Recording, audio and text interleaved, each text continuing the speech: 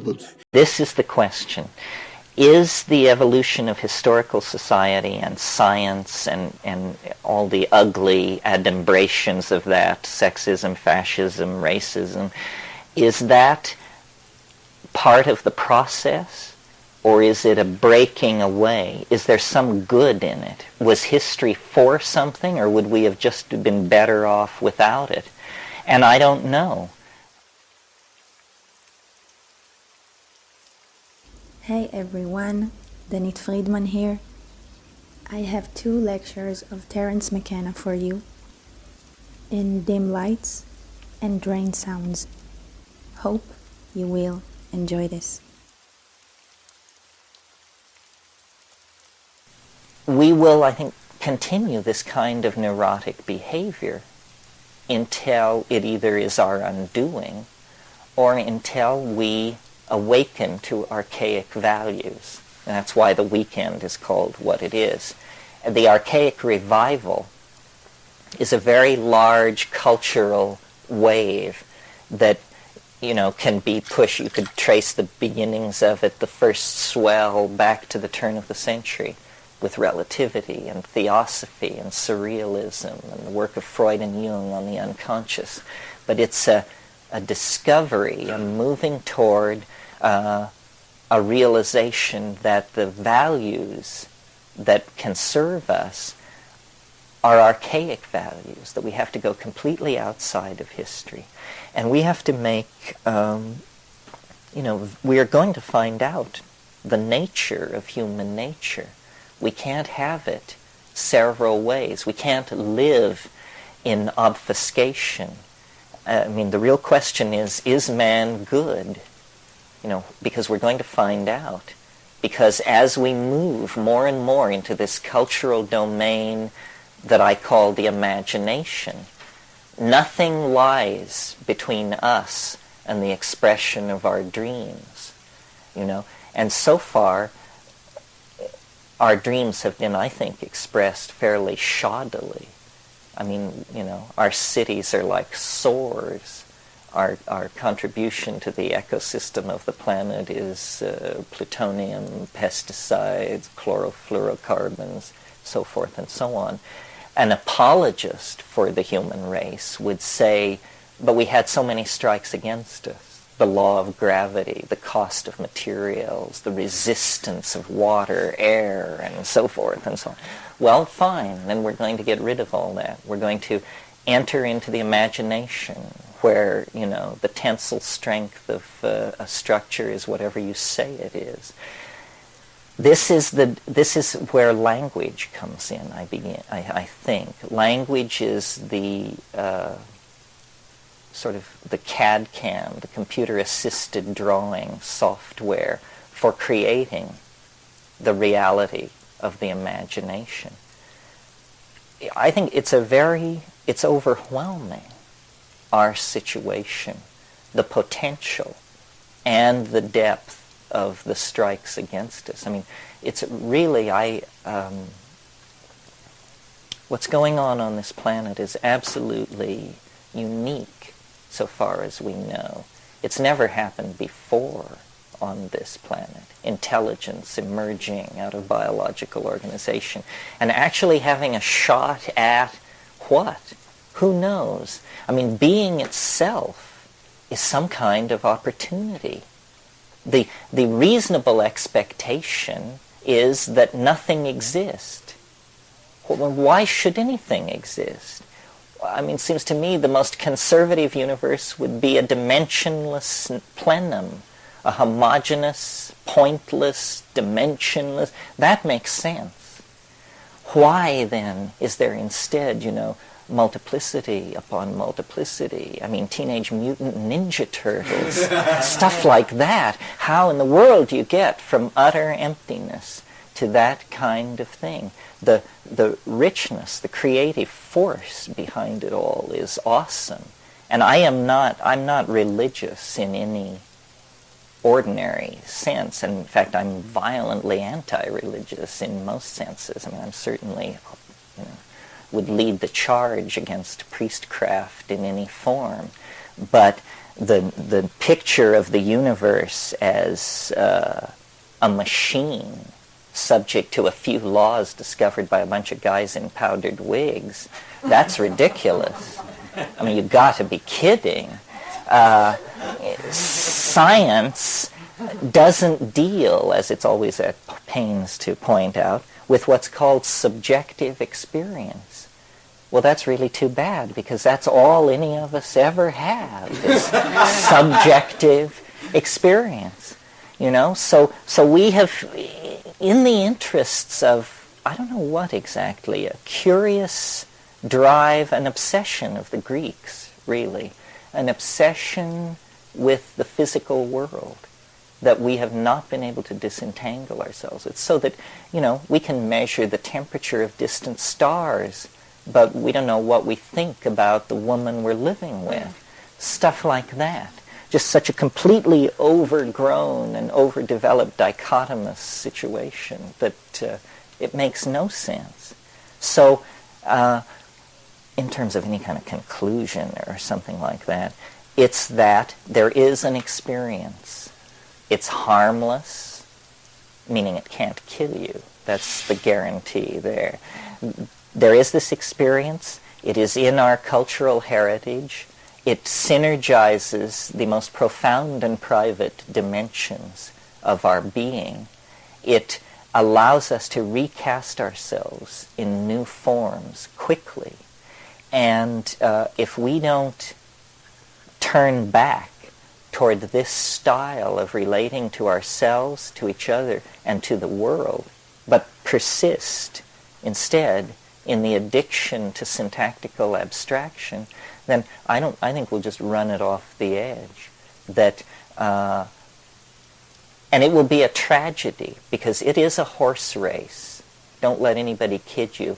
It's not that the good guys are miles and miles behind, and so you just might as well tear your ticket up and throw it in the air and go home. No, it's an absolute horse race.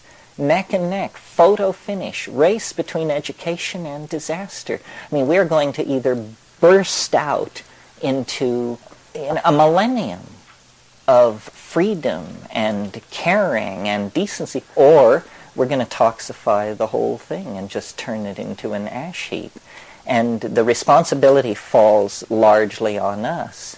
And we don't know. I mean, the momentum, the lethal momentum of these institutions is terrifying. Our position is like that of people who are attempting to turn a battleship 180 degrees, and we're doing it with an oar. You know? I mean, the momentum of it is incredible. But it is not a closed system. And I say this as a reasonable person. I mean, I want to keep stressing that I won't sit at the same table with the channelers and the people who have good news about Atlantis and all of this stuff. I mean, if this is your private thing, it's okay, but the rules of evidence preclude it being taken seriously until you get your act more together. But in the psychedelic experience, there is confounding paranormal material. It's the only place I've ever found it. I scoured India. These guys, as far as I can tell, it's a skin game. But outlandish things are going on inside the psychedelic experience. It seems to imply the thing we had hardly dared hope, which is that the world is whatever you say it is if you know how to say it right. And then the whole task becomes, how do we take control of this language that allows us to say it right? I think I speak for most people here, serve the idea that matter is ultimately at the command of mind. But we need to move that forward as a demonstrable principle, because without that, the fear of most people is that we're imprisoned by physics in a sinking submarine. And yet when you go into these psychedelic spaces, what you discover is that all bets are off, that we can't even tell how weird it is. I mean, it may be possible to walk to Arcturus if you have the right set of coordinates. And the whole concern is to get the word out, to spread this meme, to empower people to confirm the existence of these realities for themselves, and to begin to form a kind of community consensus about it. You know, it's only, I guess in 1992, we will celebrate the 500th anniversary of the discovery of the New World. 500 years ago, people discovered the other half of this planet. And we're living there now. This is the New World. 500 years ago, this didn't exist. What existed was a vast cataract patrolled by sea monsters. And the oceans of the world poured off this cataract into the infinite abyss. And that was the edge of the world. We, the psychedelic people, are like these early explorers, coming back and saying, you know, I sailed west for 16 days and I didn't go mad. Instead, this is what happened. And I bring news of this, this, and this. And what we're accumulating are like the diaries of explorers. But there's a world there. It's a mental world, yes. But we are mental creatures. Take note of that. If we could go there, we would go there. And the thing is, we don't know that we can't go there. We have never taken the imagination seriously. We have never taken the self-management of culture seriously. We've always sort of thought things should just go along like a random walk.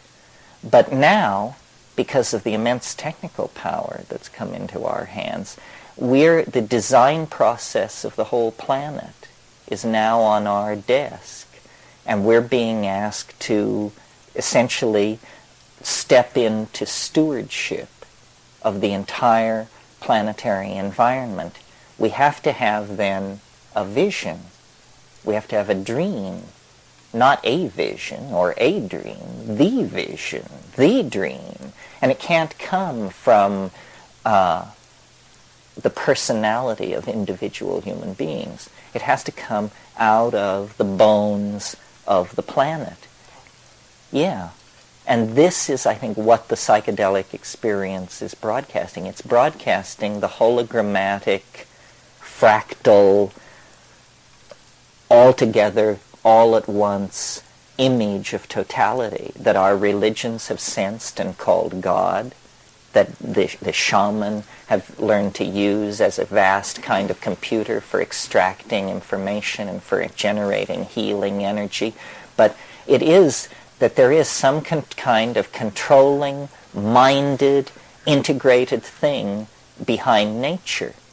And we're not going to understand that this weekend, next week, or ever. This is not a relationship of solving a problem. It's a relationship of being an initiate of a mystery and then living your life, you know, in the light of that. And the task of understanding is endless, because understanding is simply the integrated coordination of pattern. And nature is pattern upon pattern, upon pattern, upon pattern, upon level. It has no depth. Its measure cannot be taken. Everything is infinite, and everything is animate, and everything is filled with a kind of deep concern for humanity. I mean, we are the lame little brother because we seem to be cut off from all the rest of this. Well, that's kind of a Blakean take on it.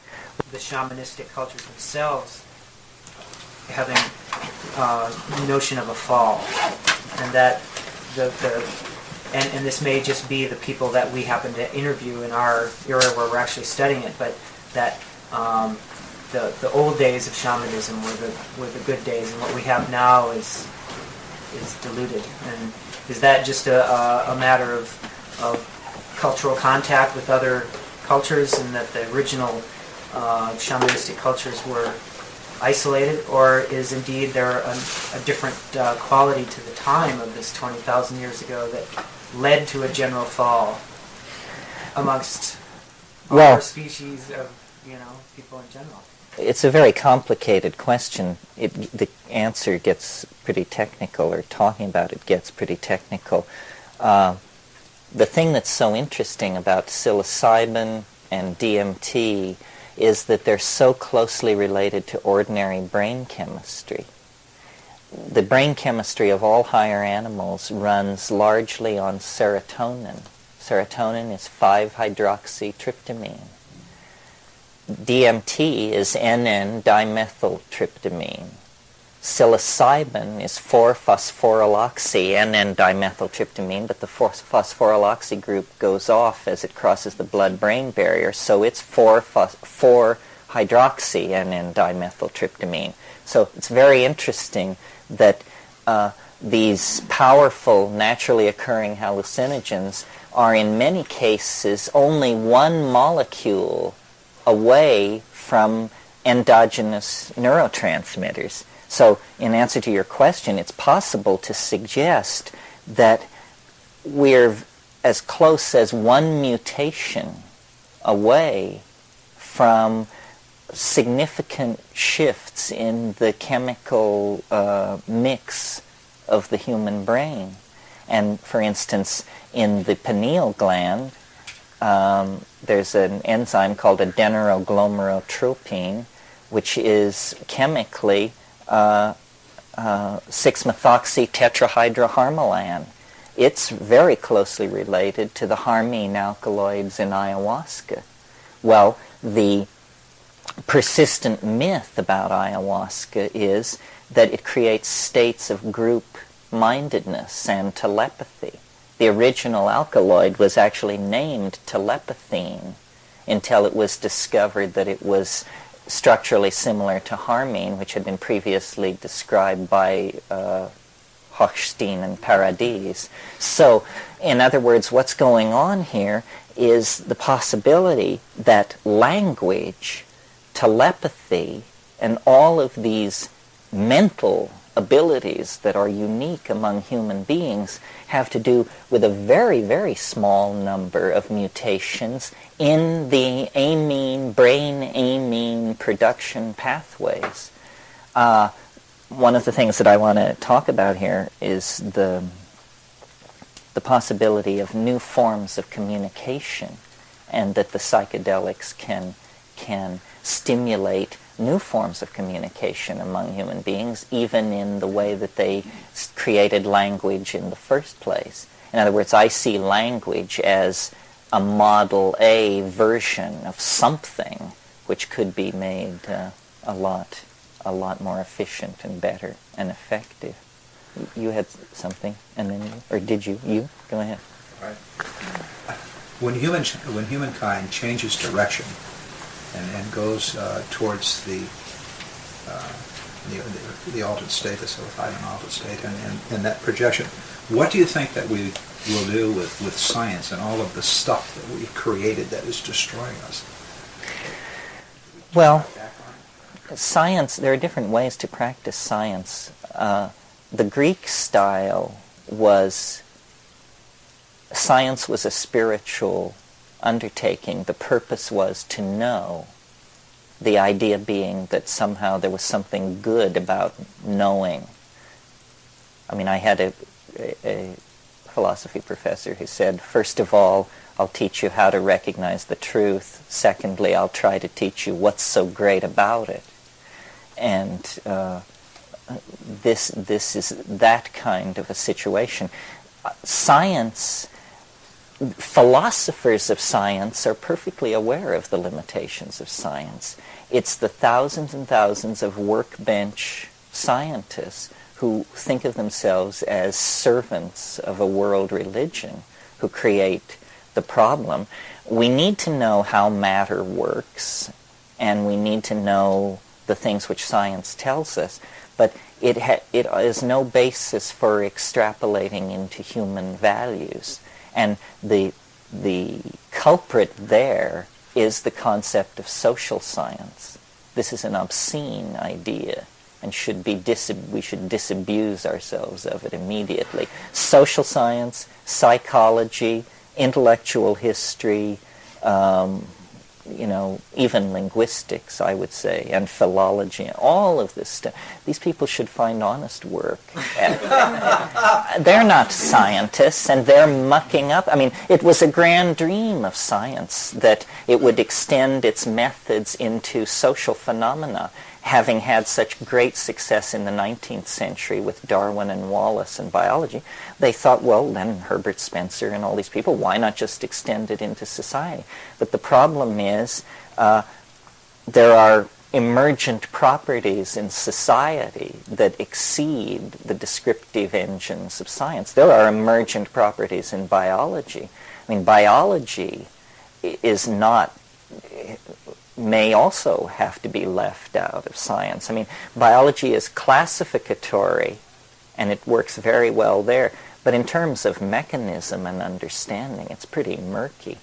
DNA was decoded in 1950. The molecular geneticists promised a golden age shortly to follow, and it's 40 years later, and they still don't understand gene expression or what all this stuff is in the DNA. It's been very disappointing, considering what was promised.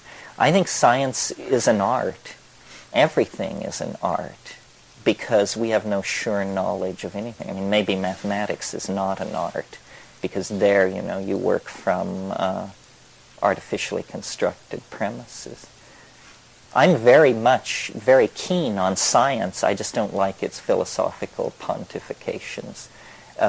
As a method, it's been very effective, but it's bred great pride in it, and it's thought that it could turn itself to domains where it was completely inappropriate. Yeah. I have a lot of questions, but I want to try to limit them to maybe a few, one or two. I haven't tried mushrooms yet. I sent away the kit and I'm going to grow them. But a lot of the things that you've been explaining and describing, to me, have become a reality over the last year. And just the usage of hashish, just ingestion of it, on a very, I'd have to say, a very... well, probably limited, because I'm comparing my experience to the psilocybin descriptions that you give, and they sound, tremendous. I think the question I'm looking for is, before you, I guess, got involved with psilocybin and DMT and things like that, were you predisposed to saving the planet and being a humanistic type of person? And did the DMT and psilocybin did it take you to a more profound awareness of, what you as a human wanted to do? Well, I've thought about all of this, because it's weird to have the life I have.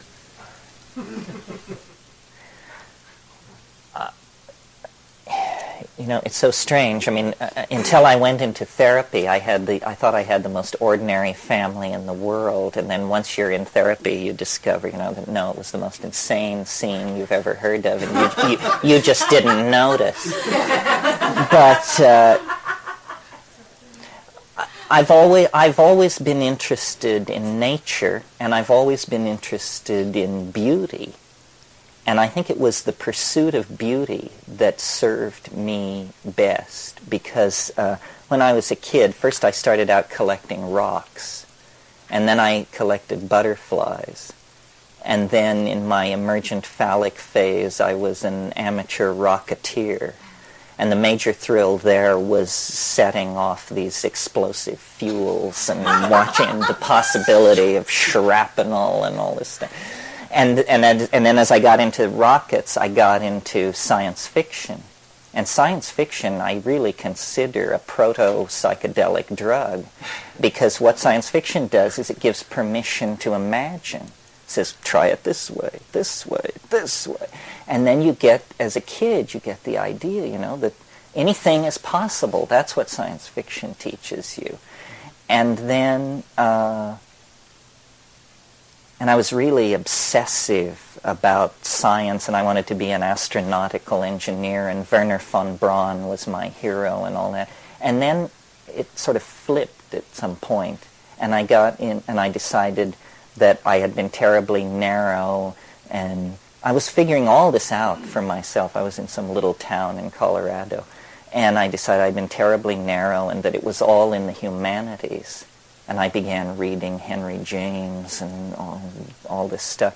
And I was into Aldous Huxley as an example of an English novelist, and read Antique Chrome Yellow, After Many a Summer Must Die the Swan, and so forth and so on. And then came upon The Doors of Perception.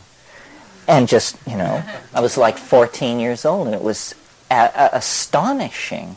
And I said, if a tenth of this is true, then this is the most amazing thing there is. Well, if you've read The Doors of Perception, it's actually a terribly conservative gloss. I mean, it's all about looking at pictures and seeing the iskite in the folds of your trousers and thinking about how that relates to Meister Eckhart and all this Huxleyan type stuff. But that gave me the idea, and then I stuck with it.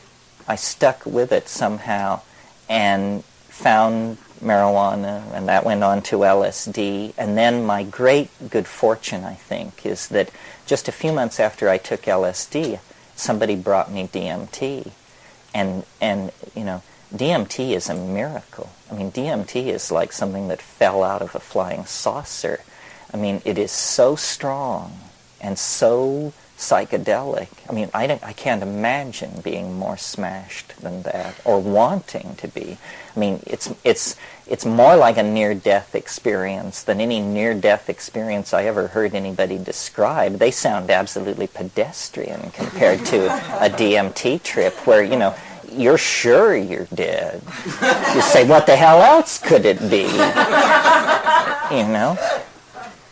And then I went to Asia. I was at Berkeley when I had all these drug experiences, and then I went to Asia and tried to find it with yogas and all that, and ended up smoking a lot of hashish and becoming more cynical than ever about spirituality, and just saying, hashish and LSD. That was, before I went to the Amazon, that was what I discovered that really convinced me you could get somewhere, was take a bunch of LSD and then smoke great hash on top of that, and really crazy things do go on. And then I went to the Amazon, and, incredible shamanism is happening there. I mean, they don't hold back. The method I used in India was I would just say, what can you show me? I've read all these books. I know how to manipulate all this multisyllabic mumbo-jumbo, but just one thing. I said, oh, no, it's not happening. Very pushy. But then when you go to South America, then they just say, okay, let's go out in the forest, we'll get this stuff, we'll cook it up, and tonight we'll show you our best trick. And it slams you to the wall. I mean, you plead for mercy. And it was a vindication, because the thing I want to stress, and I don't know if it's as important to you as it is to me, but you do not have to sell out to any form of airheadism. You can be as tight-assed as you want. You can be as hard-nosed as you want. You can be as demanding, analytical, rational as you want. And the thing is bigger than you are. It'll just take you apart. It'll make you weep like a baby. So there's nothing about faith and sensitivity and reaching. And no. When it comes, it kicks in the front door and takes you prisoner.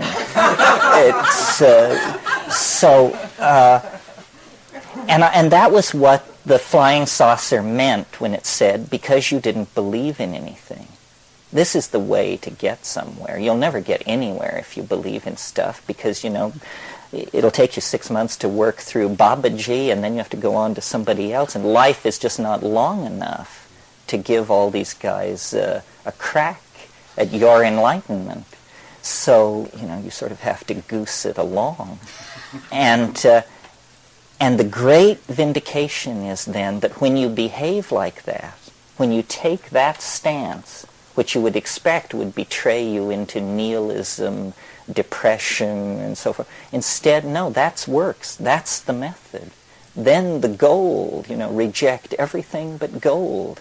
And you know what gold is? It looks like gold. It feels like gold. It's not something that you have to, I'm amazed at what thin soup is dished out as spiritual food. And it's because we are, as individuals, conflicted, I feel this in myself. It's hard to take psychedelics. It's not hard to sweep up around the ashram, but it's hard to take psychedelics. I read some stuff by Andrew Weil where he was talking about going in search of, the ayahuasquero, the curandero, and he talks a lot about these guys that are mixing up this sloppy brew and they're drunks and they're just, I don't even know if you could go down to the Amazon and find, I don't know what you could find. I haven't been there, but what his accounts were is there's a lot of just slop and drunk stuff happening there. That a lot of these guys are alcoholics, No, you're absolutely right. And that's the main thing happening was the alcohol throughout, and the Christianity's just kind of pervaded so much of this stuff that I wonder what's left and how you find it anymore. Well, it really helps to do your homework. It really helps to go down there knowing as much as you possibly can about all this. Because meaning, apparently so much of what you get out of it has to do with how it's made. That's who right. Makes it, how it's mixed, That's and right. so on. And if you don't make it yourself and you don't know what's happening, then what have you got? Because ayahuasca is a combinatory drug, it isn't like peyote or mushrooms or morning glories where you get the thing and eat it, and if you eat it in sufficient amounts, it works. This is something where two plants have been combined, and the proportions must be correct, and the method must be correct. So there's a huge room for personalities to come into it, for fast shuffles of all sorts, and mind games of all sorts to take place. These guys, a lot of them are very egotistical, too. There's a lot It's of ego true. involved. No, what you have to do if you're into ayahuasca, or what we did, was first of all, we drank a huge amount of swill, and we worked our way slowly through these people. And if somebody appeared to be an asshole, they were so classified and moved on. And eventually, we got to good people.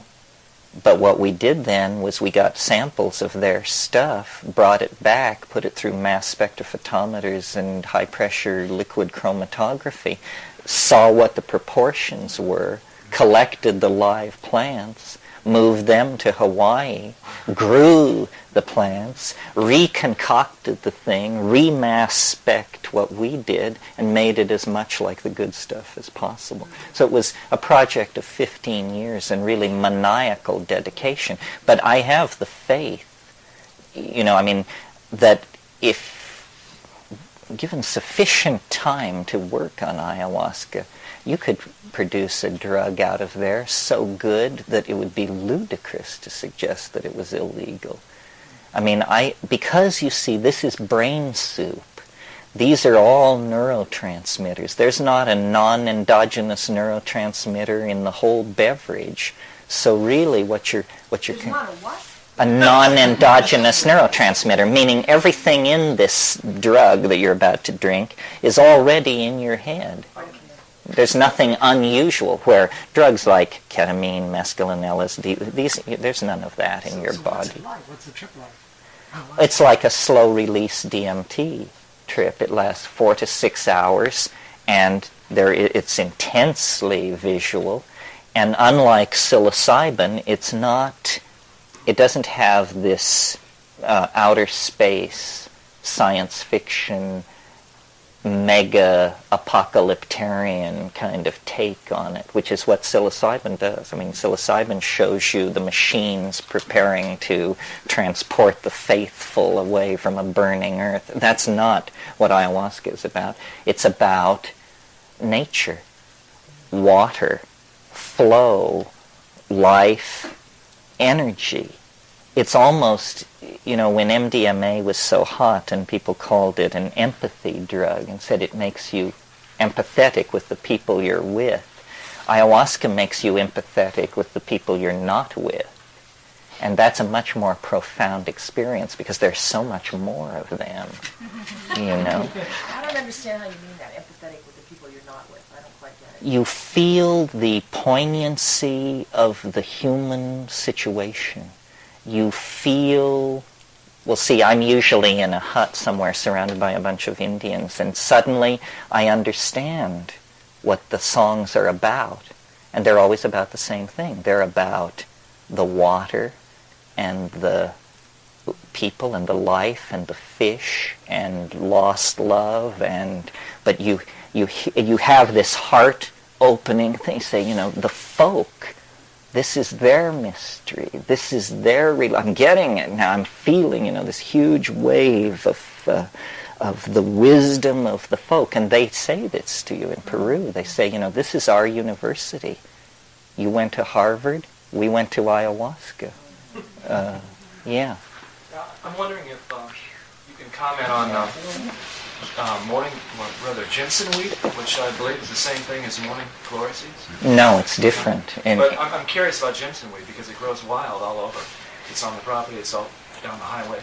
It's toxic also. It's quite toxic. It's used shamanically in pre-contact California. The California Indians had what was called the Tolach religion, and they used ginseng weed seeds to initiate people at puberty, boys mostly. It's I'm kind of Pollyannish about drugs. I mean, I'm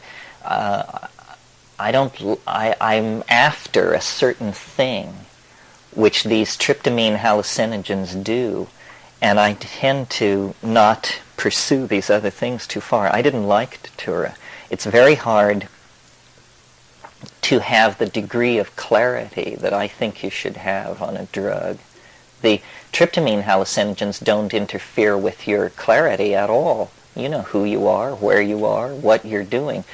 I've seen people on Datura. I had an experience with someone on Datura where in the course of the conversation it came out that the guy thought we were in his apartment and I had actually encountered him in the marketplace. Well, that's a serious delusion. That's a serious problem.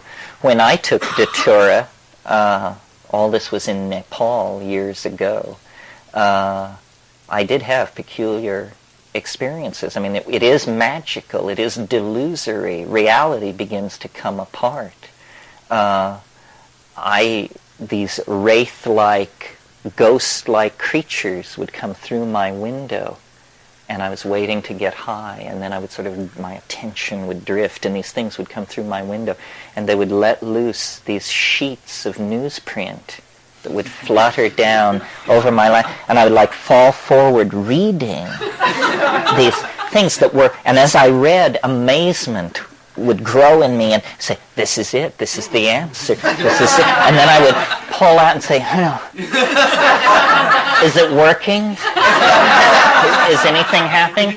And that went on, so there were several passes of that, and then it caused me to throw my leg up around my neck, and I got into this kind of thing. And I very carefully unfolded myself and lay back down, and then it happened again. And I thought to myself, I'm really glad I'm alone, because I think this would freak anybody out. And but it was definitely strange. I mean, the guy down the hall from me, I had taken it, he had taken it, and he had the impression in the night that this woman that he was scheming on came to him and that they made love. And in the middle of the night, I got up to go to the John, and I had to cross through his room, and it was also my impression that she was in bed with him. Well, when we sorted it out the next morning, she'd been 30 miles away throughout the whole incident and had never been there. So it's interesting. There are a lot of altered states. Maybe that's a good point to make. there are all kinds of strange states of mind, and many plant-induced. From sorting through them, I've just become sort of fixated on these tryptamine things because they seem to me somehow the most promising and the most real.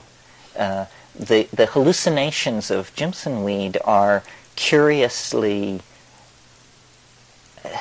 related in my mind. It's some kind of association schema.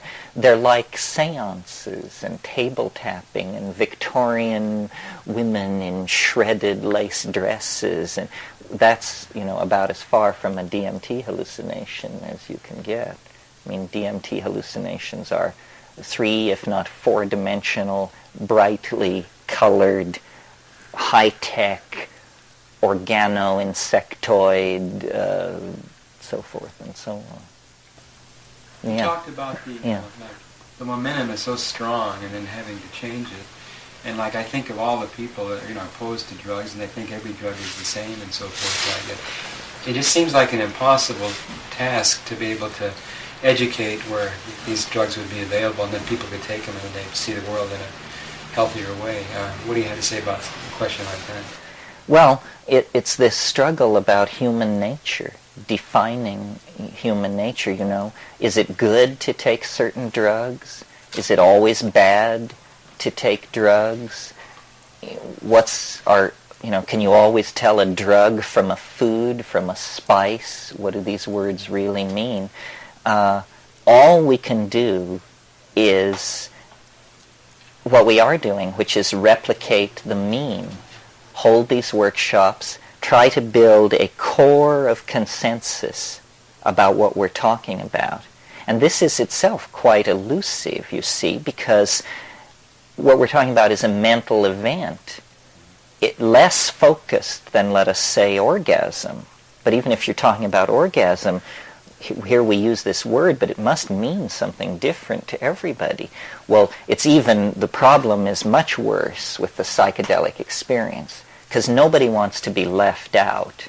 So anybody who's ever taken anything thinks they've had the psychedelic experience and feels fully qualified to hold an opinion on it, when in fact it's pretty elusive, the real thing. You have to take a heroic dose under the right conditions to really smash through. I mean, yes, there are all kinds of approaches to it.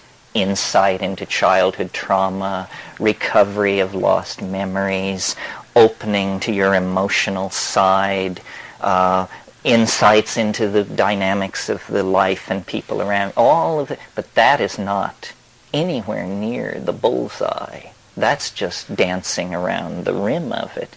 So we have to, as a community, try and build consensus about what happens at the real center.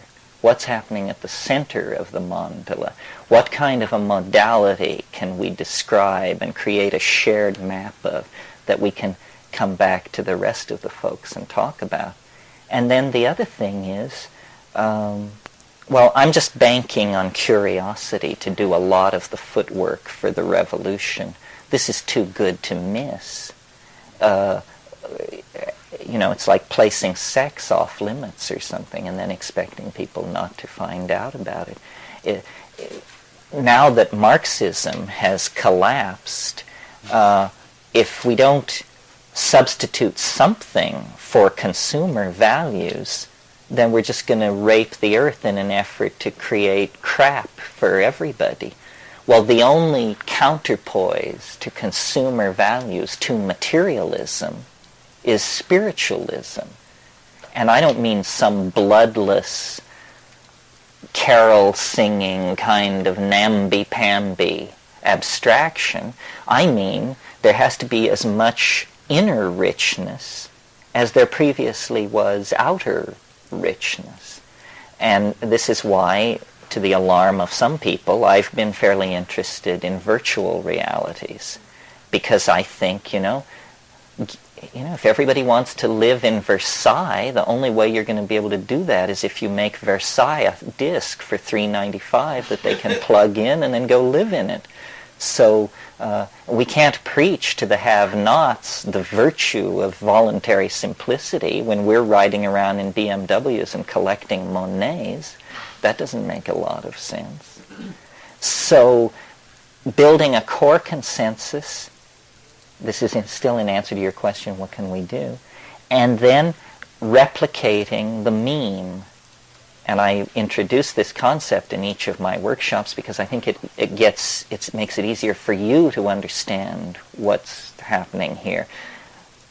A meme is the smallest unit of an idea. It's like a gene is to proteins.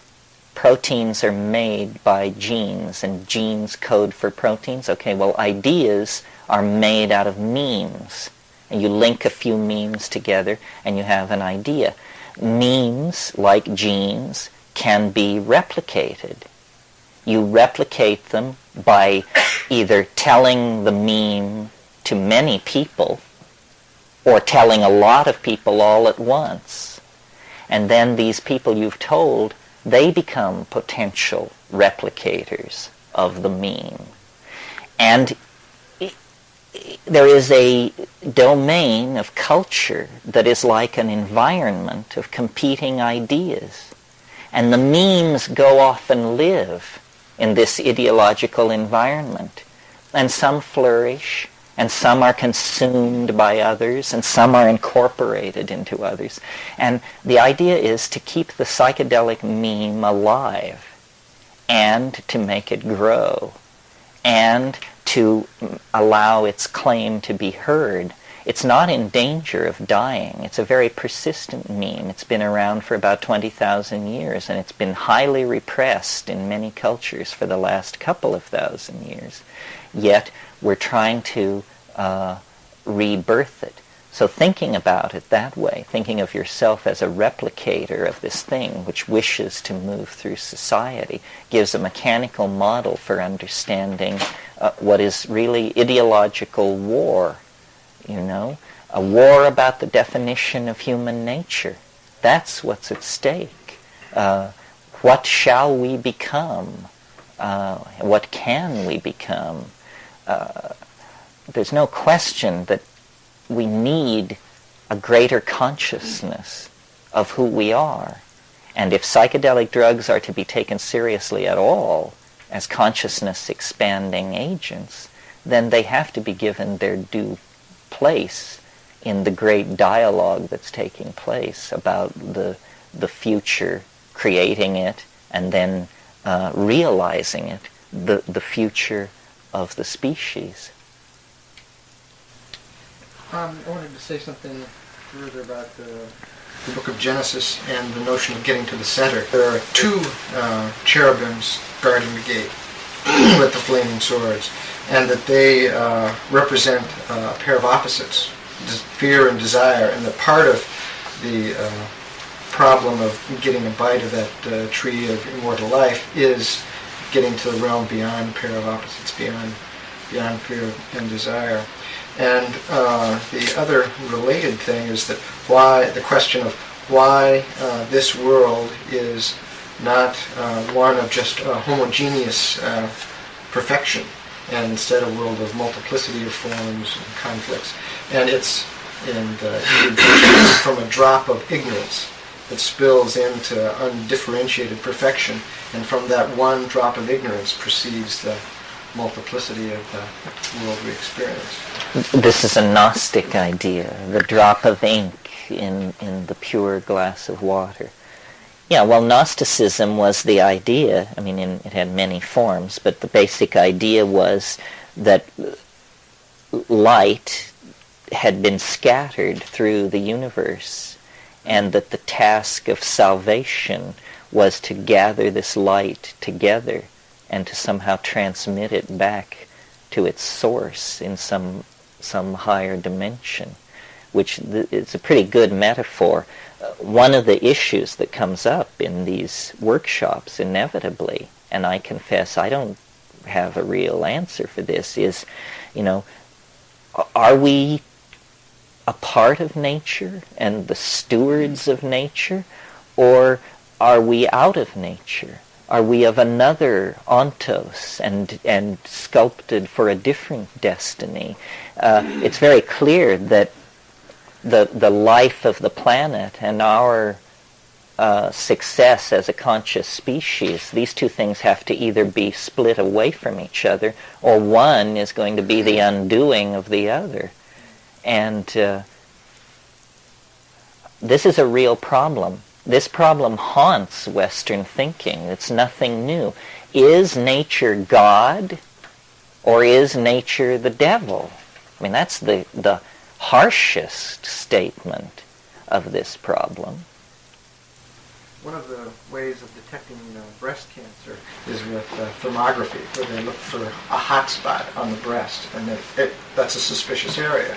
And I think when I'm up in an airplane at night and I look down on Gaia, I think of this as an organism, a giant organism, and say, gee, there's a cancer down there. It's hot. You can see it. It's glowing. And you go down there, and what you find is, if you look upon us as sort of the cells which have gone awry, and the way in which we've gone awry is the nature of our consciousness, in that it's focused in terms of time and space and causality.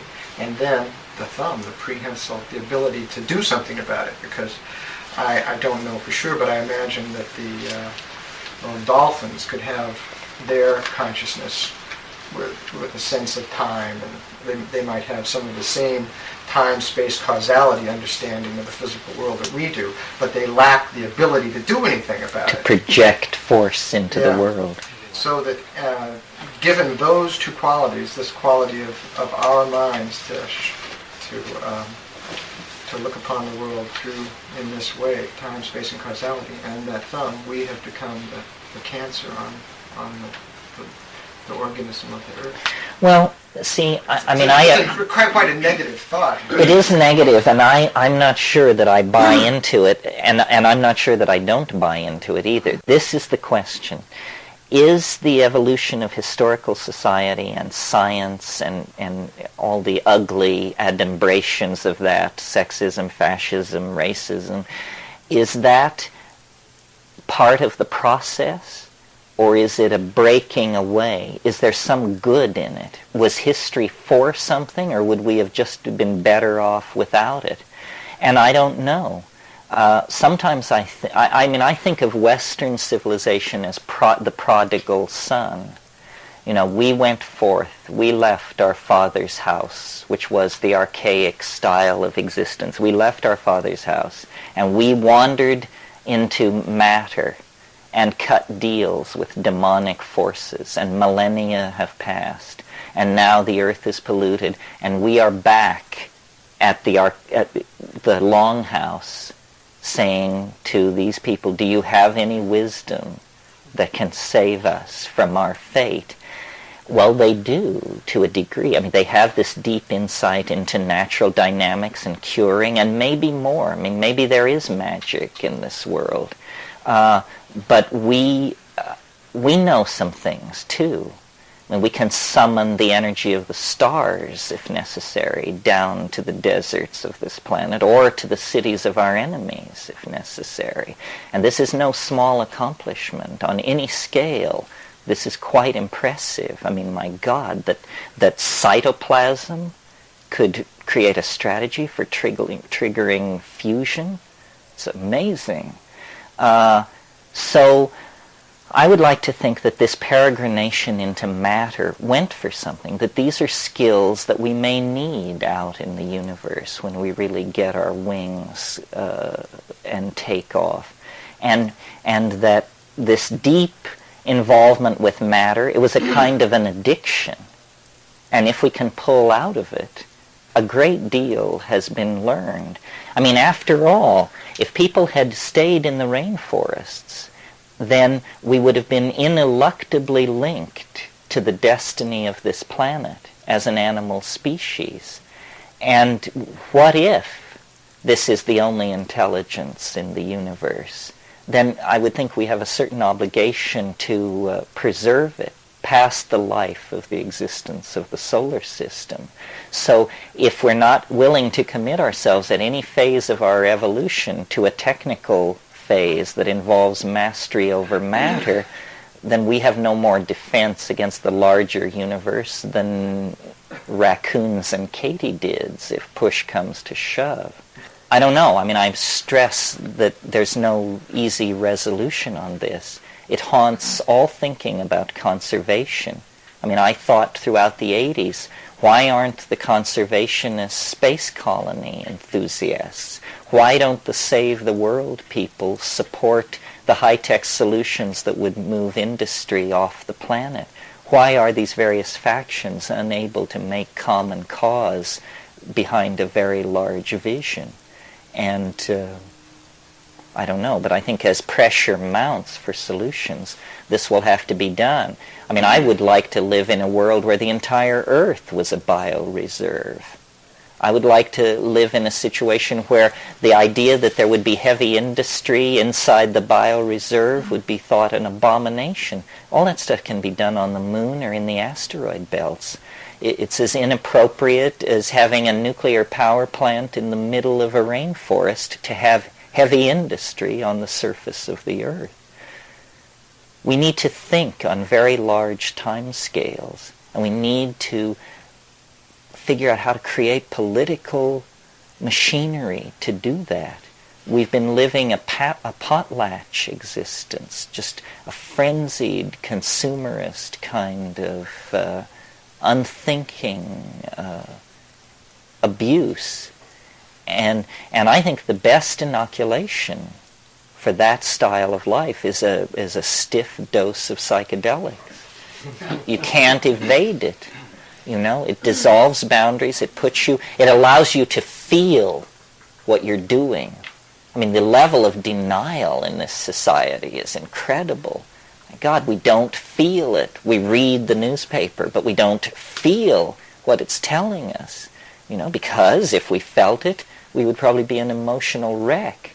But there's something to be said for opening up to some of that. You know, there's a notion in therapy that if you want the client to actually make progress, you raise the alarm level. Guy comes to you for therapy, you say to him, you think you've got problems? You have no idea what problems you have. And then work from there. So it's very serious business. It's trying to steer a society back toward a faith that was lost. I mean, God is like a lost continent in the human mind, and it's the only continent where there is safe harbor in the present historical situation. Well, why don't we knock off, and we'll meet at 4 o'clock. Thanks very much. It's very important to what I understand that everybody else understand that there's nothing special about it or me.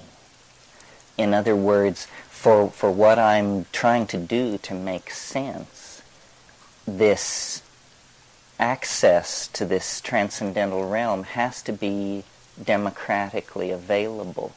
It can't depend on your spiritual accomplishment or your mastery of a technique or something like that. It isn't like that. It's something that is as much a part of us as ordinary people as our sexuality is. And sexuality is not something that is dispensed by gurus. It's just something you figure out and do, you know. And this is much more along those lines. How I explain to myself what I'm doing in this position is that I was just simply incredibly lucky, incredibly fortunate to be at certain places at certain times when they were handing out the good stuff. And so and then I see you in the same way. Someone over here, Fred, said he was looking for the answer to the mystery of life. Well, the weird thing about taking that position is that you can fall into positions where you find it, where you find the answer. And I sort of feel like that's the situation that the deep plant psychedelic community is in. It's a sense of having found the answer, and now the task changes. It's a completely different kind of spiritual universe that you live in after you've found the answer, because the task becomes facing the answer, facing it. You now have it. It's no more about disciplining the passions and all the... No. It's now been handed over. And so what are you going to do with it? And this is, to my mind, in a way, the problem and the challenge that we face globally as a species. You know, if the holy grail of the Western mind was the ability to release energy and form matter and to control nature, then this is now achieved. The goal, so now the whole context of the problem changes, and the problem becomes changing our own minds, controlling the hand that controls the energy. And this is an entirely different kind of problem. It is not to be solved with the analytical knife plunged again and again into the body of nature. That whole approach is seen to be at best passé, at worst bankrupt. So instead, it's about trying to edge up close to nature and feeling as individuals and as a society very peculiar about this. You know, it's like going back to your rape victim and pleading for their forgiveness. And yet, as I've tried to make sense of these psychedelic experiences, first in a general way, saying, you know, what are these molecules for? Or is that a proper question to ask? What are they doing for the plant? What are they doing for me? As I've tried to come to terms with what this might all be about, I've come more and more back to the notion that it all lies in the plants, that our peculiar restlessness, which in modern circumstances has evolved into a rapacious appetite for addictive substances of all sorts, our peculiar inappropriateness in all contexts. So we are not quite simply complex mammals. We are certainly not angels, and we just seem to occupy a very uncomfortable place in the hierarchy of creation. I think this has to do with the fact that we are the traumatized inheritors of a dysfunctional relationship, a relationship that grew dysfunctional in the last 15 to 25,000 years. And what we call history is the fall out of a dynamic, here and now, feeling-toned relationship with our environment and into, you know, this anticipation of the future, worry about the past, basically ego. And I recently spoke in New York, and New York is a very nuts and bolts kind of town.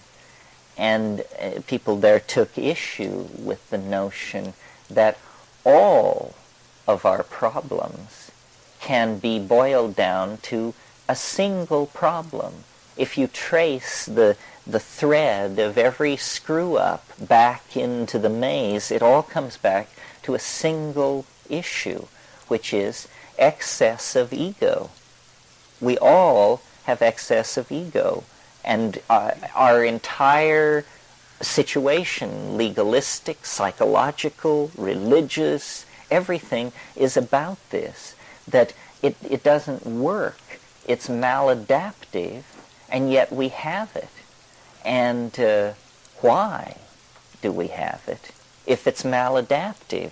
If it doesn't promote human values, then how in the hell did it get started, and what is it that's maintaining and sustaining it? Well, this is what I want to talk about over the course of the weekend.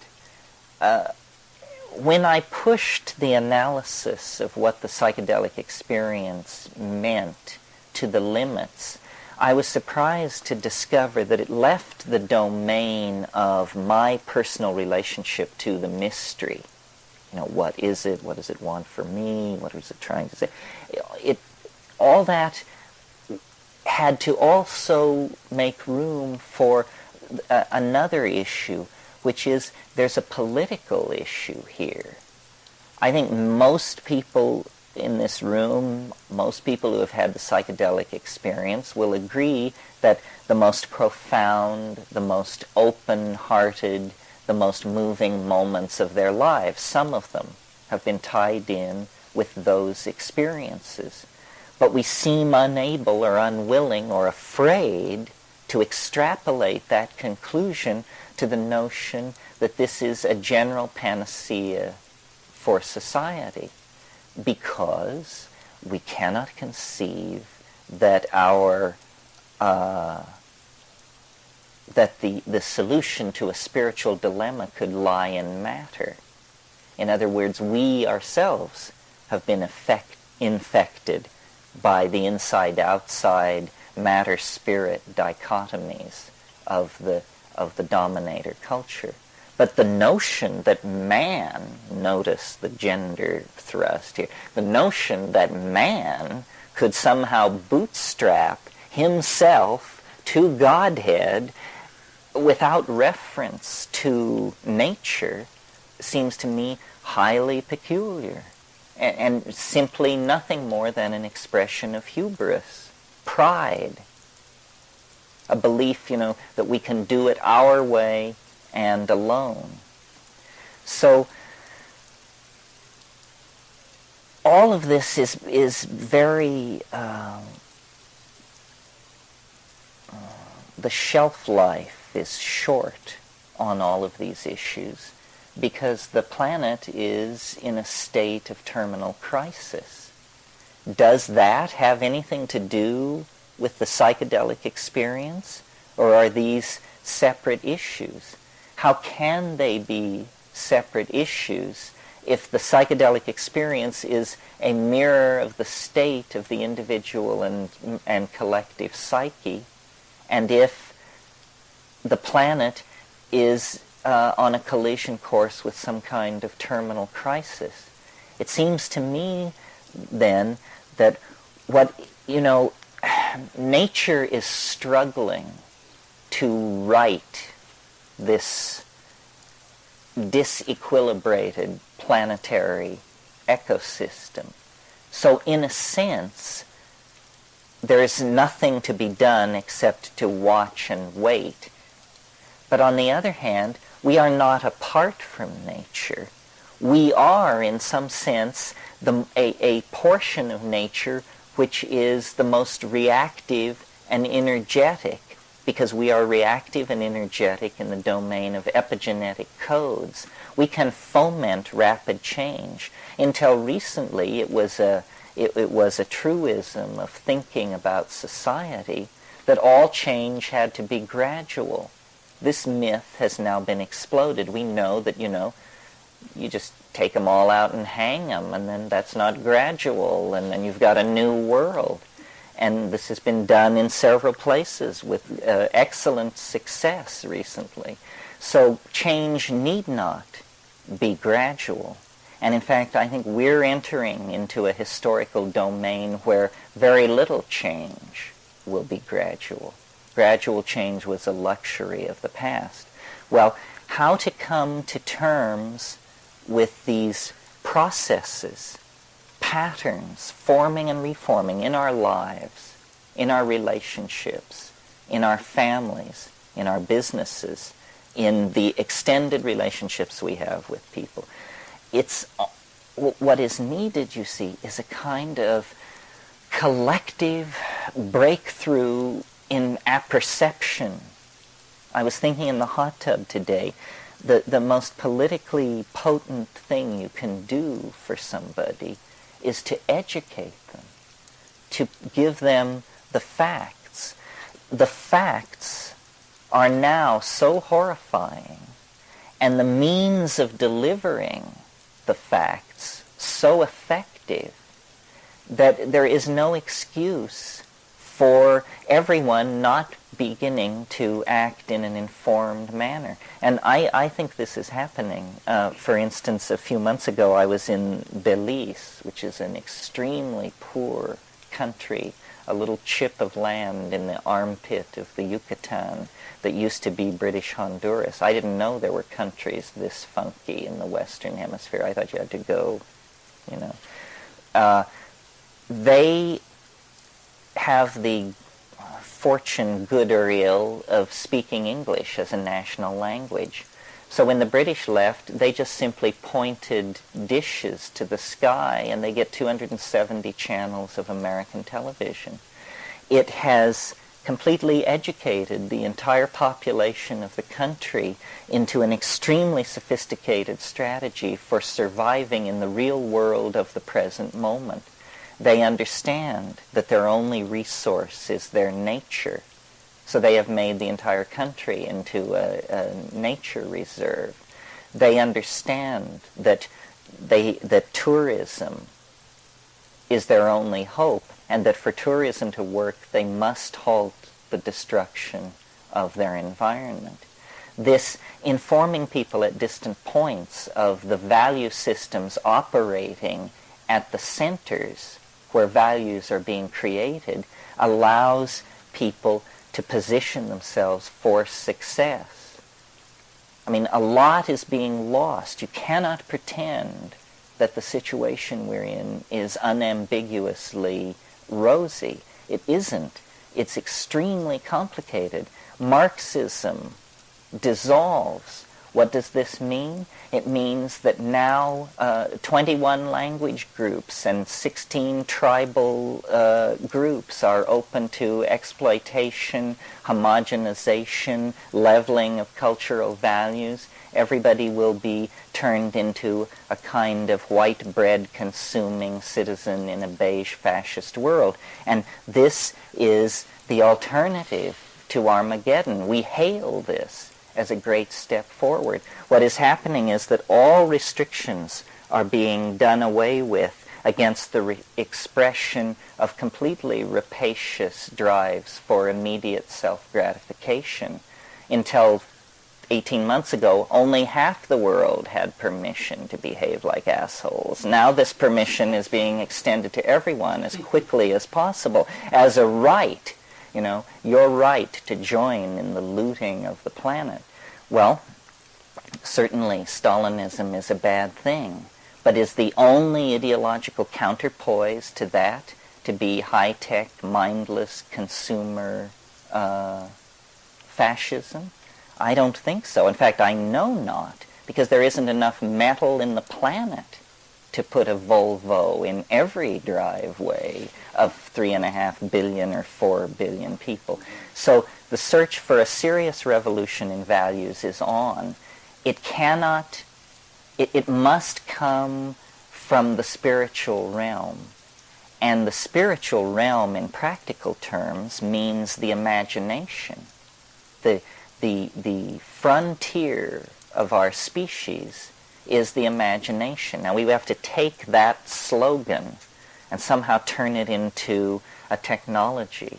How can we go to the place where ideas come from?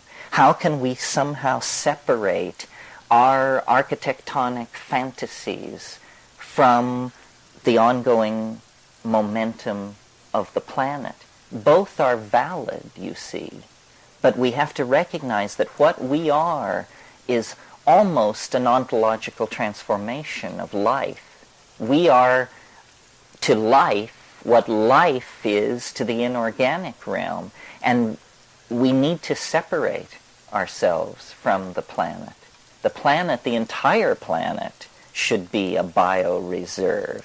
How many of these oxygen-rich, water-heavy worlds are there?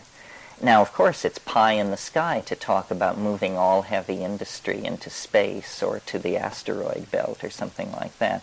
But on the other hand, when you extrapolate a visionless future, even as much as 3 or 4 decades into the future, you see the accumulation of problems on such a scale that then there will be no pulling out of the power dive.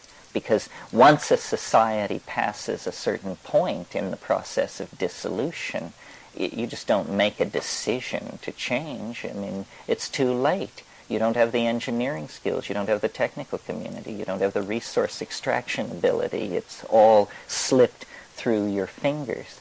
Well, I think psychedelics are catalysts to thought, to imagination, to understanding. And we are like somebody who has been dead drunk while the house was burning down around us. And now we have awakened to the sound of falling timbers and the smell of smoke. And we have a certain limited amount of time to figure this situation out. We don't have 500 years or 100 years. Anybody who speaks in terms of solutions that require 100 years or even 50 years to implement doesn't understand the dynamics of the situation. History has some kind of will for its own transcendence. And I think we are now so close to the dropping of the mask and the realization of what the game was all along, that the sense of this nearby revelation informs all of our lives. I mean, drives our dreams, our thoughts, the choices we make, why we're here in this room this evening. It's very big news, I think. The world is not at all as we suppose it to be. I find that very amazing. I mean, that's the bottom line for me. I always think of these things in reference to that scene in 2001 when the anthropoid apes are leaping up and down and screaming and pointing at the monolith. That's what we're doing here in this room. I mean, the subject of this weekend is unspeakable. You know, it can only be obliquely indicated. Whatever you say about it is not true. And yet it is somehow the informing mystery of being, and it is not remote. That's the big news.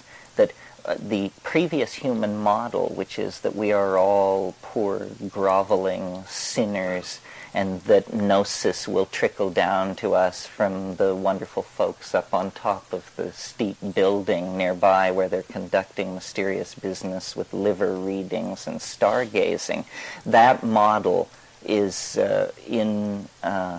insufficient and insulting, considering the situation we have been brought to by those very stargazing men wearing dresses. So I think what we have to do now is just take the machinery into our own hands. It's a matter of personal responsibility to find out what the world is really doing, what it is. What do you think's going on? What do you think this is all about? Who do you think you are? What do you think English is? How do you really cognize notions like the future, the past, where I've been, what I want? I mean, you know, it's in Moby Dick, Melville says, if you would strike through the mask. Everything is a mask. And just behind that mask lurks, well, what? That's the question. I mean, it's the thing which informs every individual existence, and that's fine, and people have always lived in the shadow of that mystery. But it is our weird privilege to live in an age where there is also to be a collective dropping of the mask, a moment of melting and recasting of what reality itself is to be. So, discussing this, convincing ourselves of it, and then working out the minute details of how it all is inevitable and couldn't be any other way is how we will occupy ourselves this weekend. I'm really conflicted in always in these situations because I feel, for some reason, I suppose it's an ego trip, that I want to be correctly perceived. I, as a person, want to be correctly perceived. And I think of myself as a reasonable person, a person sensitive to concepts like evidence, causality, so forth and so on. And yet, what I have to say is like completely unreasonable. I mean, a messenger bearing news of complete madness approaching from all directions. So, and I got into that position by staying pretty close to the principle of skepticism. I'm not a believer. In fact, when the aliens draped the mantle over my shoulders, they said, "It's because you don't believe in anything. This is why you get. That's why you got this far, because you didn't believe in anything." And it's a good method. Normally, it's a method spawned out of futility. You'll say, "Well, fuck it, I don't believe in anything." But it's also very good for getting rid of a lot of crap, because the real stuff can take the test of skepticism. The real stuff doesn't have to be bowed down before, and it works. It's on its own. The news is, and it's very hard news to get out because it's news about the structure of reality. The news is coming back from, 50, 60, 100 years of anthropologists, ethnographers, geographers, botanists, dealing with the most quote-unquote primitive people in the most remote parts of the world. The news is that reality is not at all as we imagined it to be, and that our prowess in the technical sciences is simply a cultural artifact, an accomplishment of ours. Some people do great tattoos. We send spacecraft to the stars. But it doesn't mean we understand anymore. And in fact, the evidence is building that our style of society is the historical equivalent of a temper tantrum. That it has no viability. It's completely self-limiting. It's destructive. And it hands nothing on to its receivers. So I sort of talk to this group, and all the groups that I talk to, from 2 points of view. I'm trying to convince you of something, and yet reason dictates that I assume that you're already convinced, pretty much. So then it's also an effort to figure out what it is we're so convinced of, and then what is so great about it. Because I think some kind of this is a real mystery, the only one I know. This is the thing that you hope exists and assume doesn't if you're a reasonable person. Because it's that, all the dreams of childhood, all the sense of magic and the dissolvability and transcendability of boundaries is returned, is affirmed in this experience. Well, yet here we are having this on the brink of a planetary meltdown of culture and ecosystem. So is this just some kind of dancing on the brink? Is the kind of ultimate self-indulgence? Does it feed back into the central moral problem of the age, which is, what is to be done? What are we to do? How can we be effective, whatever that means? Is there a discernible role for each of us to play in the metamorphosis and near death of the planet that we are now experiencing? Or are we simply to witness it? Well, I don't think there's any point in thinking about these kinds of questions unless you draw back to the big picture, to first premises. A good example of what I mean is, suppose we save the rainforests and stabilize the population and so forth and so on, and then 50 years down the line, the sun explodes. Means we didn't get it. We were not reading correctly the message nature was trying to hand to us.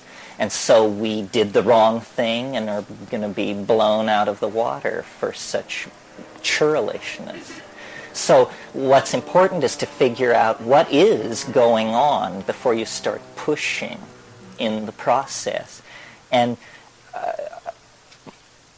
I don't think you can do it from within a culture.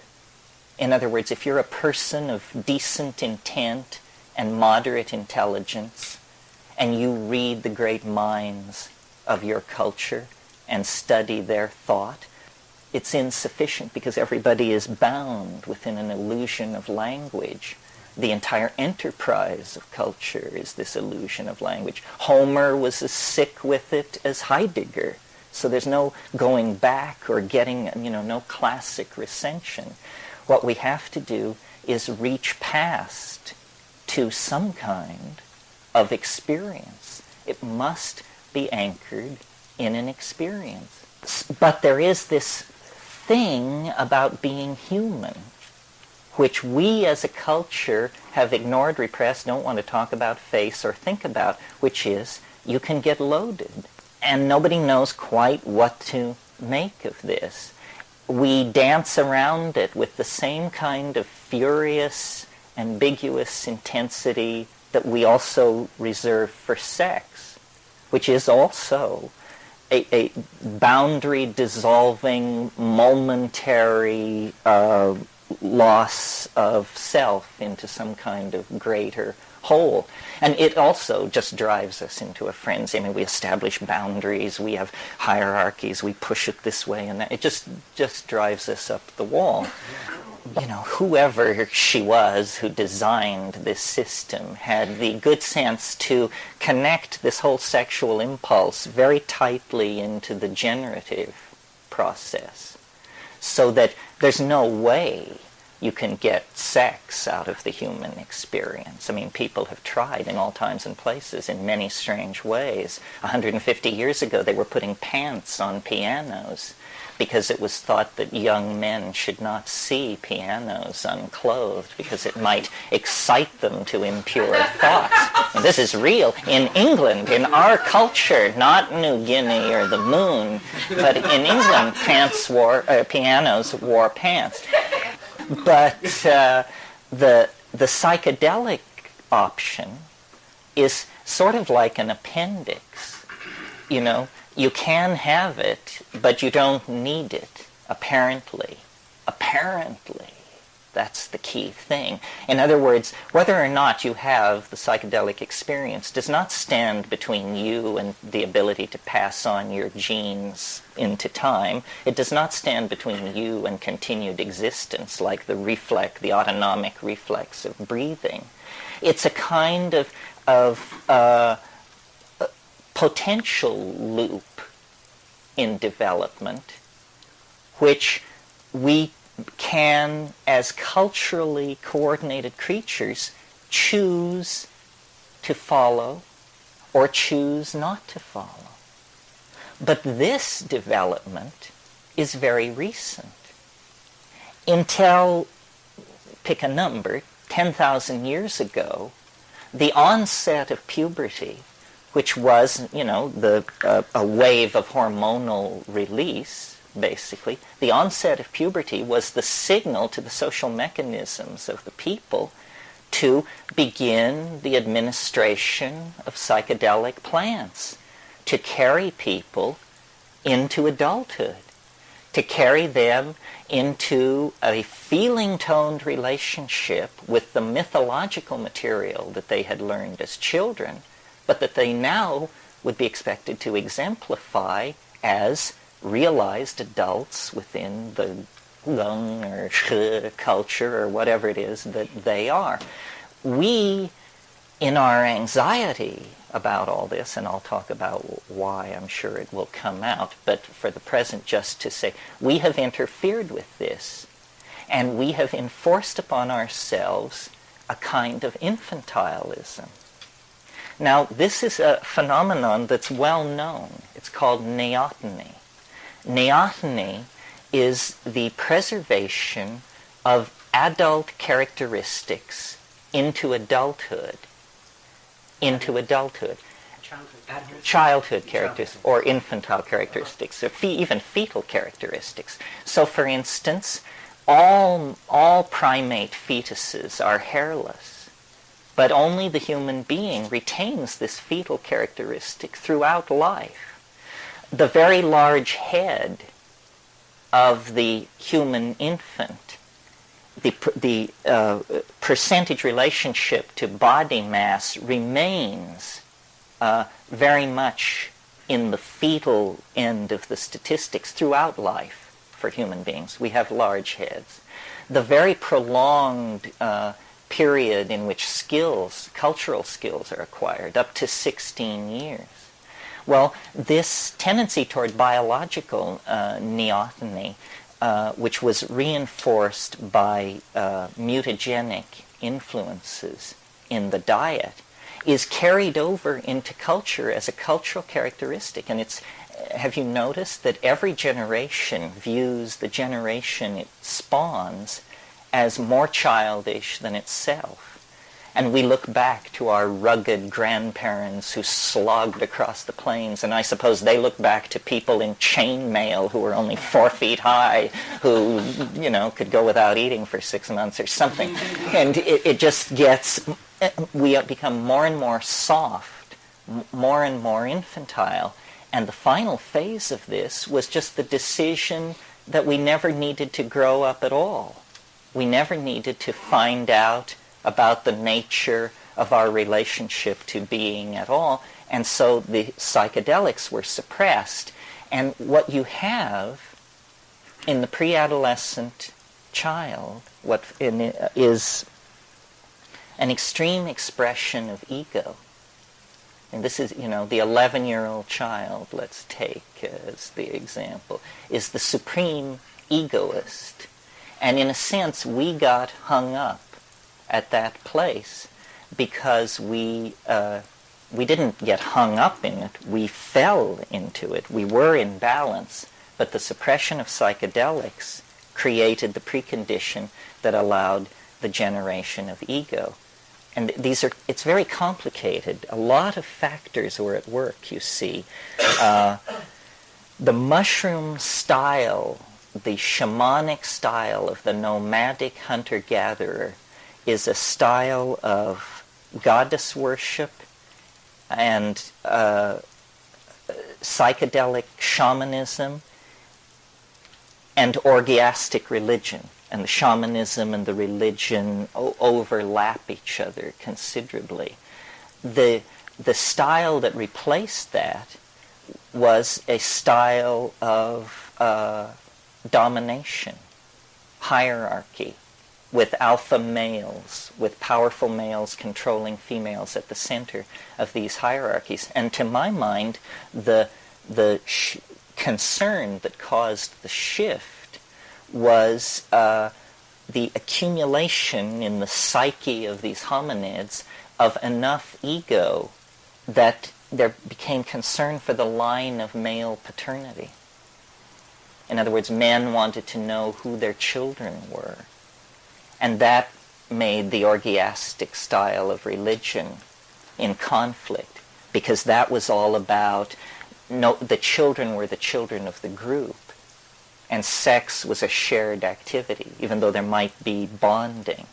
But once men got it into their heads that they wanted to know who their offspring were, then females had to be controlled very rigidly, and there had to be control of sexual... And the whole thing just turned into a nightmare. My women, my property, my children, my food, my territory, so on and so forth. Well, you see, what had been going on before was a true incipient symbiosis. And this is, I think, the new idea that I want to communicate, and that I'm absolutely, one, serious about, and two, literal about, that our glory and our uniqueness and why we are as we are is because we are a plant-animal symbiotic species. Our ordinary state, our state of nature, the way in which we existed until 10,000 years ago, was in a very tightly bound symbiotic relationship with plants. We domesticated them, and we spread them, and we created environments for them through the use of burning. And in return for this mysterious connection opened up, where real information, couched in humanly cognizable terms, information about where the reindeer went, who you should marry, what the weather's going to do, stuff like that, real information began to be traded back and forth.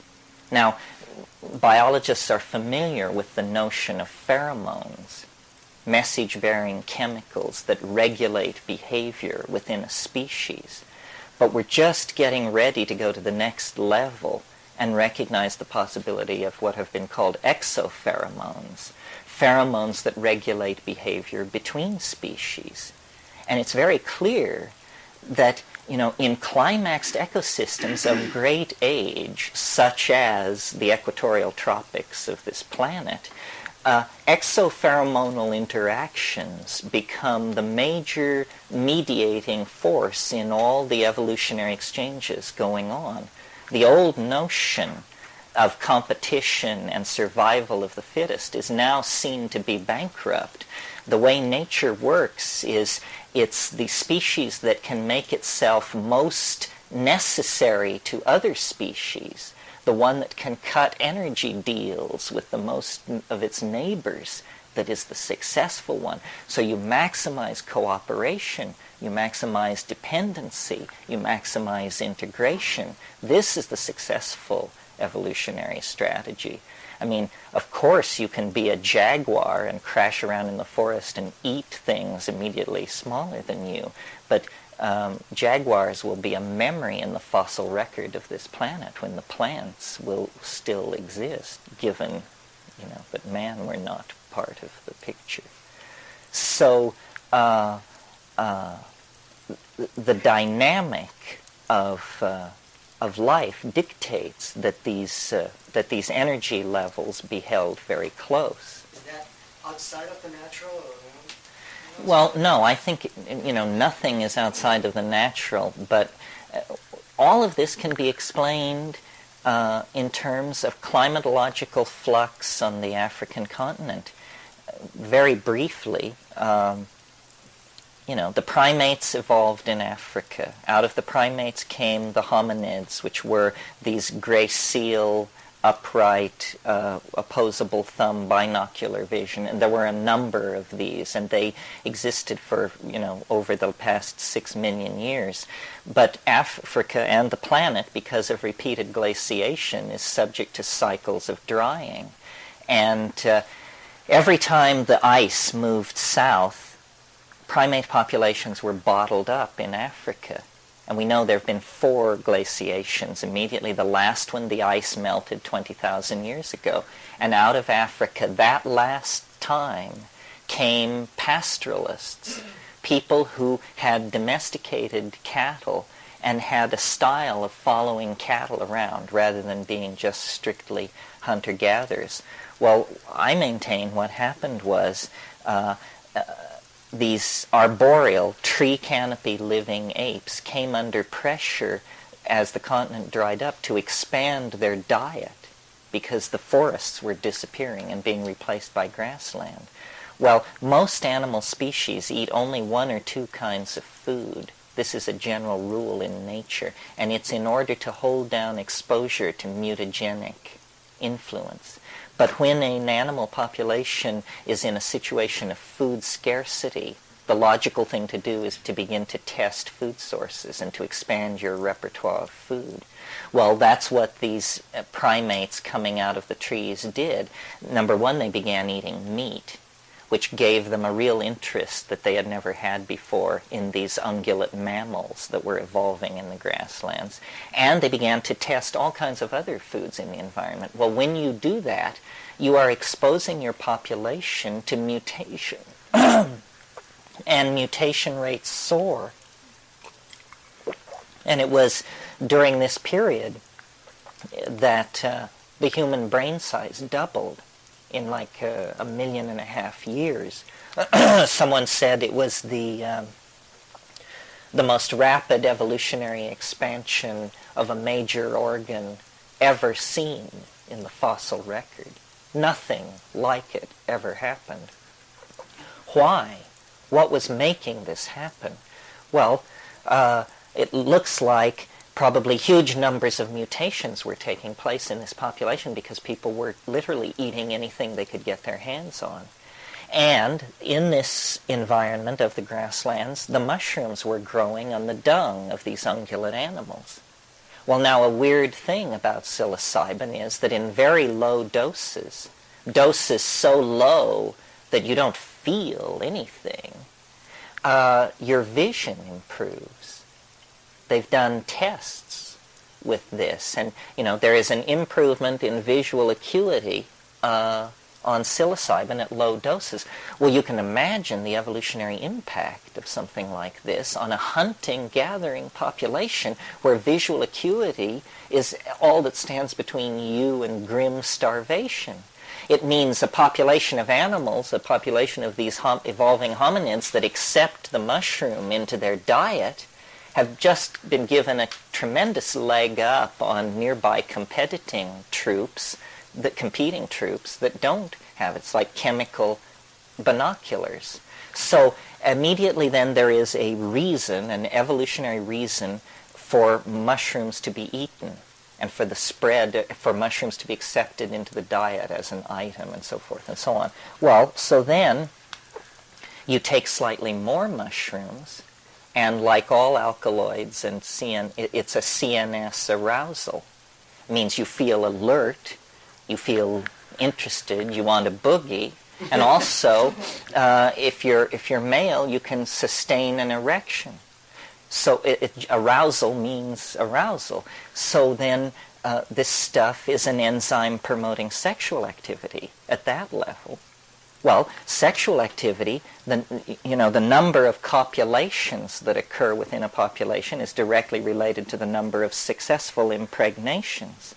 So suddenly you have these horny primates, be a lot of more interest in sexual contact and partners and all that. This means that these psilocybin-using creatures that are now more successful at hunting and more interested in sex have all kinds of pressures on them that will force them to outbreed the dull, uninteresting folks who don't use mushrooms at this point. Well, so then yet higher doses, it changes, and it's no longer about sexual activity or clarity of vision. It becomes about the psychedelic trip, this tremendum, which is as awesome to you and me as it was to these so-called primitive folks 20,000 years ago.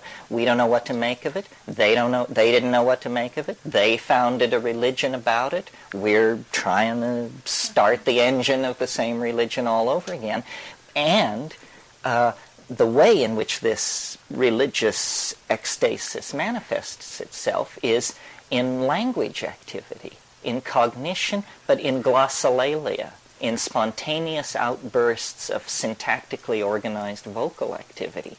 Well, the great mystery of human emergence, of course, is language. What is it? Where did it come from? How did it ever get going on such a scale? So forth and so on. But it looks to me like what we're seeing in psilocybin is a kind of neurological enzyme, a catalyst in the environment that could take an evolving primate population and put it through a series of forced changes that produce ultimately a self-reflected, minded creature practicing a shamanic mother goddess religion in this nomadic context. And that was paradise, and that was the ideal for the archaic revival. In other words, that Eden actually existed, that we are made for better things than what we've got. You know, it says in Finnegan's Wake, here in Moycane was the red light district of Dublin. Here in Moycane we flop on the seamy side, but up Nayent, prospector, you sprout all your worth and woof your wings. That's a promise for the future. Up Nayent you sprout all your worth and woof your wings. But also, antes, we sprouted our worth and woofed our wings. And this whole nostalgia for a perfected shamanism in prehistory is reasonable, I think. I mean, I think we had something, an unimaginably precious gift. We had consciousness and dynamic order. Consciousness as we experience it now within the confines of history is most analogous to cancer. I mean, it's just, replicating, spreading. But it once was a dynamic, ordered thing. People lived, they died, they made love, they had children, they herded their flocks, they had ecstatic flights into dimensions which we cannot even conceive of, and they felt no need, to break into the earth, to divert the rivers, to do all of this stuff. And even if we're not aesthetically attracted to that, we have to make a value judgment on it because it was not a runaway process. It did not push everything toward crisis. Okay, well then, so what happened? What the hell happened if that's how it was? Well, nature is just an ongoing story. The very drying processes that created those grasslands, that created those pressures on diet, that created that mother goddess religion, that evolved those ungulate animals, that process continued. And the grasslands dried up. And the winds began to blow. And the water holes got further and further apart from each other. And the mushroom festivals went from every Saturday night to the first Saturday of every month, and then to 4 times a year, and then to once a year, and then to once every 5 years, and then to never. And in the absence of the psychedelic experience, this ego thing gets going. I mean, it is literally like a calcareous growth in the bloodstream of the psyche. If you don't inoculate yourself against it, it will begin to take root and grow, and the world, the boundaries of the world begin to move inward, and you no longer see things on a planetary scale or a millennial scale, or it's just about, my women, my money, my land, my children, all of this stuff. And at that point, you get the appearance of historical civilizations. You have kingship, the age of Gilgamesh. I mean, my God, when you read the story of Gilgamesh, you just wonder what's going on. Gilgamesh spurned the goddess, and the goddess sent a bull, which to me is, symbolic of the mystery of the mushroom, the ungulate herding horned animal, the crypto symbol for the goddess sends a bull, and he rejects the bull. He rejects the goddess, he rejects the bull. Then he takes Enkidu, the shaman figure, and forces him to go with him into the wilderness. And what do they do in the wilderness? This oldest of all myths, this story of the first men, what do? They cut down the tree of life. That's what they do. They cut down the tree of life. And then it goes forward. The earliest strata of mythology that comes out of these Middle Eastern civilizations is full of this male-female nature artificial tension. The story of Genesis is a similar thing. I mean, what's happening in Genesis is history's first drug bust. A woman is involved with a plant, and the plant opens their eyes, and they see that they are naked, which happens to be the case. They are naked. So in other words, they grok their true existential condition.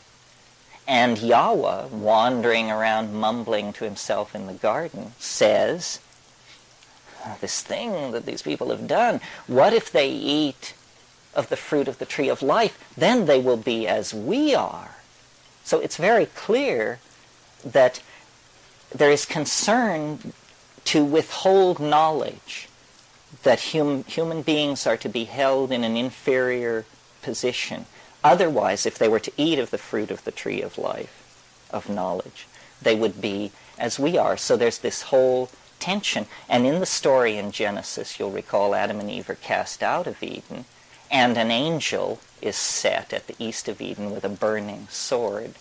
Well, what I take this to be about is it's a story from a strata where already the shift to the dominator culture has taken place.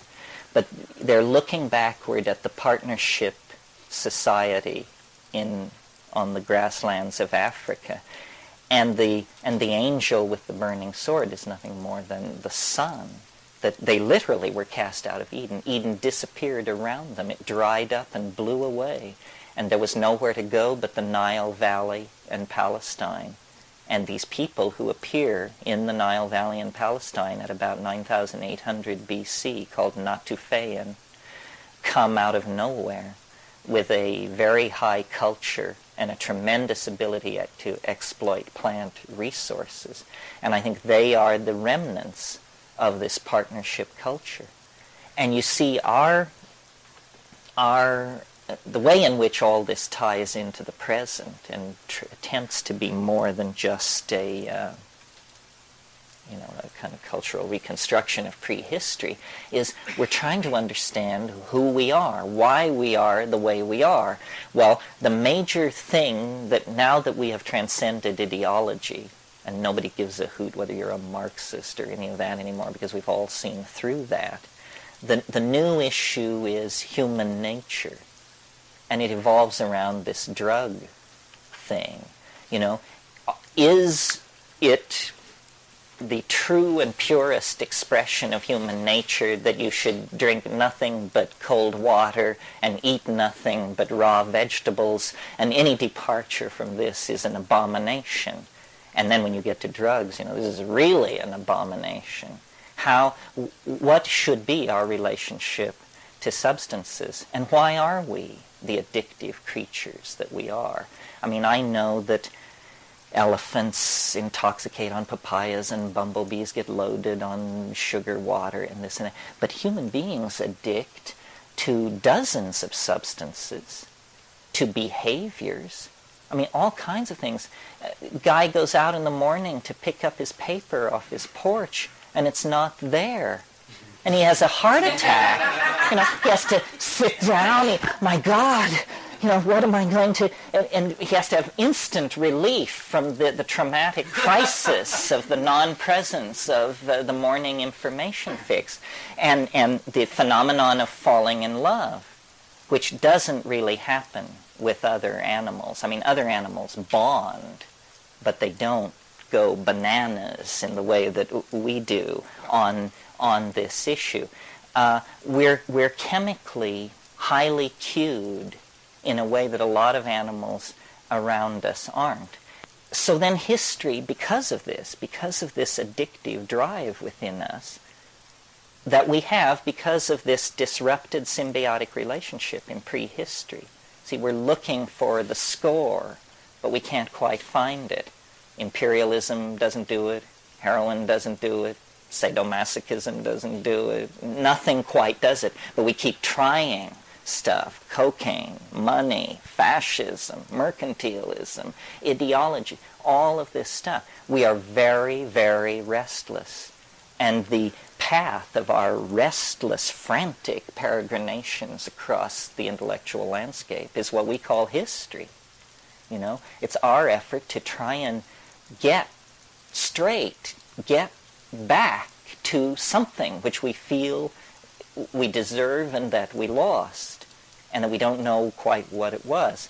Well, meanwhile, in the rainforests, in the Arctic tundra, these little brown people have been keeping the gnosis going, never questioning, never doubting, millennia after millennia, going into these hyperdimensional mind spaces and operating there. While this has been going on, we have been elaborating positivism, scientific philosophy, building atom smashers, so forth and so on. We have created, then, out of our infantile cultural style, what Erich Fromm would call a fecal cultural style, because we just excrete stuff, you know, all kinds of stuff. They have held this mystery. But they, to my mind, the mistake that has been made is that it's been thought that they understood it. That we now go to the shamans and they will explain to us what the inner skinny is on all this. That isn't it. There's no explaining this. Once you've been there, you know the futility of a notion like understanding the psychedelic experience. It's like understanding the ocean or understanding a planetary ecology.